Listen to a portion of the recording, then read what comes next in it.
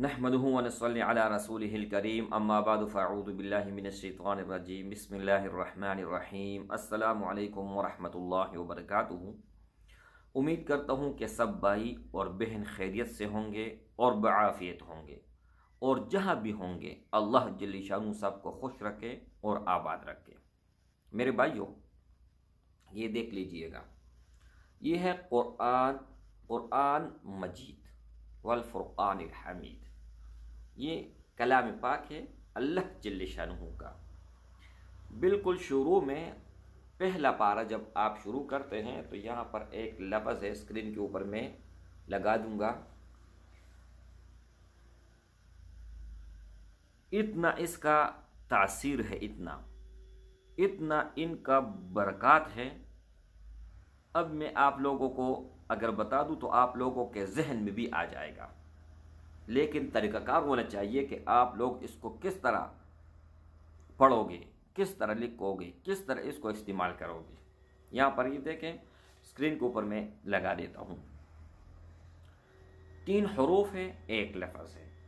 3 हरूफ है, एक लफ्ज़ है। अलिफ अल्लाह, अलिफ माना अल्लाह, लाम माना लाने वाला, और मीम मुहम्मद, मीम माना मुहम्मद। तो ये क्या बन गया? अलिफ लाम मीम। बहुत उलमा ने इनका ये तर्जुमा किया हुआ है। अब बहुत सारी गाड़ी आप लोगों ने देखी हुई होगी, कार देखा हुआ होगा, बड़ी बड़ी गाड़ी, इतनी बड़ी गाड़ी के करोड़ों का गाड़ी होंगे। उनके पीछे या उनके बिल्कुल फ्रंट पे जहाँ पर शीशा लगता है वहाँ पर उन्होंने लिखा हुआ है अलिफ लाम मीम। अलिफ अलैदा लिखा है, लाम अलैदा और मीम अलैदा। या पीछे लोगों ने, बहुत सारे लोगों ने लिखे हुए हैं। उनको इनका बरक़ात का पता है, इन्हीं की बरकत से उनको ये सब कुछ मिला है। अल्लाह का कलाम है। सूरह बकरा जब आप शुरू करते हो तो पहले 3 हरूफ हैं और एक लफ्ज़ है। अच्छा, अब अलिफ लाम मीम, ये कुरान मजीद में सिर्फ सूरह बकरा में नहीं है। उत्लु मा ऊहिया 21वां पारा, वहाँ पर भी कुरान मजीद में आया हुआ है। तो मेरे भाइयों, इनका अमल आप सुन लें। एक तो ये है कि जहाँ पर आप इसको लिखोगे वहाँ पर खैर होगी, बरकत होगी, शर नहीं होगी, जगड़ नहीं होगी, जिन्नात नहीं आएंगे, और जो भी ज़रूरी चीज़ हैं वो नहीं आएंगे। और अगर आप अपने पास रखोगे, लिख कर जेब में रखो, गले में लटकाओ, बाजू पर बांध दो, लेकिन अपने पास रखो। अगर पर्स पर रखो, पर्स में रखोगे तो आपका पर्स कभी भी खाली नहीं होगा। आप अगर खुदा न खास्ता अगर किसी का एक्सीडेंट हो जाता है तो एक बाल नहीं है मेरे भाई, एक बाल तक उनको नुकसान नहीं आएगा। और अगर आप इसको 3 मरतबा लिखते हैं किसी कागज़ पर, और उनके नीचे जो मकसद आप लिखोगे, जो भी मकसद, और वो अपने पास रखोगे, तो अल्लाह के फजल और करम से होकर रहेगा। लेकिन हर वीडियो में ये बात बताता हूँ, अभी भी बताता हूँ, कि अगर आपके ऊपर किसी भी किस्म का असर है, जादू है, मंतर है, टोना है, जिन्नात है, कुछ भी है, तो ये असर नहीं करेगा जब तक उसका तोड़ ना हो। और दूसरी बात ये है कि मेरे नाम से बहुत सारे लोगों ने अकाउंट बनाए हुए हैं या कमेंट में नंबर देते हैं, फेक नंबर देते हैं। मेरा सिर्फ एक ही नंबर है, 03192281 यानी 0319 22 81 462। इस नंबर के अलावा मेरा कोई भी कांटेक्ट नंबर नहीं है।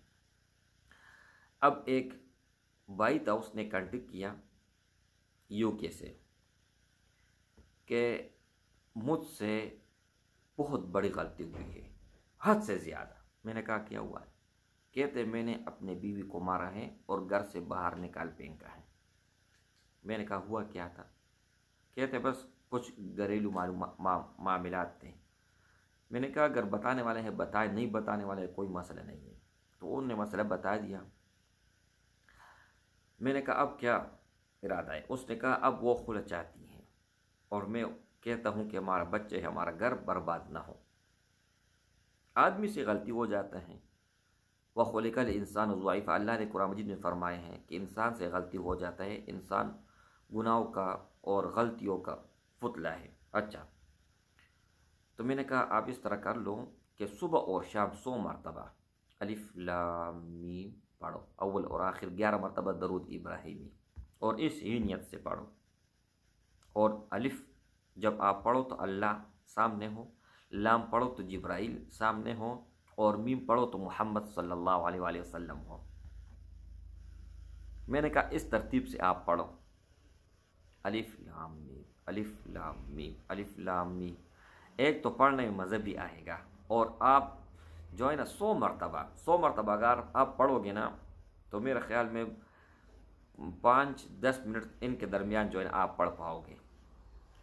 تو اس بھائی نے یہ روٹین شروع کیا کہ صبح ہر نماز کے بعد، میں نے صرف صبح کہا تھا، اس نے ہر نماز کے بعد جہاں پر اس نے نماز پڑھا ادھر ہی اس نے بیٹھنا تھا، اور قبر کی طرف منہ کر کے 11 مرتبہ اول اور آخر درود شریف اور 100 مرتبہ اس نے یہ شروع کیا۔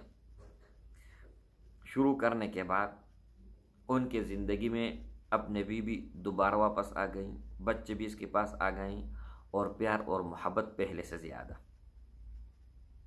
میں نے پچھلی ویڈیو میں بتایا میرے بھائی، اگر آپ کسی کو گالی دیتے ہیں نا تو آپ کا سر پاڑ دے گا، اتنا غصہ ہوگا کہ اس کا کوئی حد نہیں ہوگا۔ جتنا کلام بد دعا یا گالی اس طرح دو گے نا، اگر کسی کو آپ بد دعا بھی دو گے تو ان کو غصہ آئے گا۔